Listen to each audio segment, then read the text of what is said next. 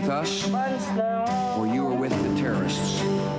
इस साल outstanding politics and government documentary category में मशहूर एमी अवार्ड को जीतने वाली Pakistani documentary armed with faith Khyber Pakhtunkhwa bomb disposal unit के सिपाहियों की खतरों से भरी जिंदगी पर रोशनी डालती है।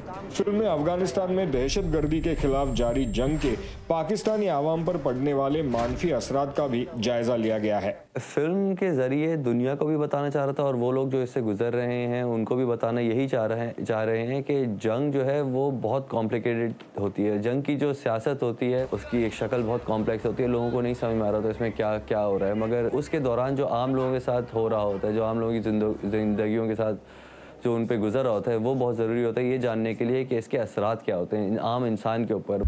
वो अव्वल भी होती है और आखिर। एक डायरेक्टर और प्रोड्यूसर की हैसियत से armed with faith Asad Farooqui की पहली फिल्म है। ऑस्कर अवार्ड जीतने वाली पाकिस्तानी फिल्म मेकर शर्मीन ओबेद चिनॉय भी इस फिल्म के प्रोड्यूसर्स में से एक हैं। अपने पहले डायरेक्टोरियल डेब्यू पर एमी अवार्ड की मुहर लगने से असद काफ़ी खुश हैं।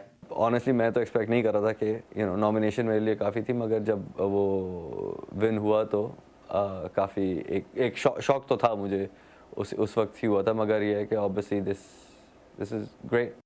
एमी जीतने वाली फिल्म आर्म्ड विद फेथ को बनाने में असद का साथ निभाया है 2 बार एमी जीतने वाली भारतीय अमेरिकी फिल्म मेकर गीता गणभीर ने। तो फिल्म की एडिटिंग की है ब्राजील की फ्लाविया डिसोजा ने। असद कहते हैं कि अलग अलग ममालिक से ताल्लुक रखने के बावजूद उनकी टीम एक ही मकसद पर काम कर रही है। जो गीता की पॉलिटिक्स है, जो मेरी पॉलिटिक्स है, फ्लाविया की, हम लोग की जो पॉलिटिक्स है वो इंक्लूसिव है।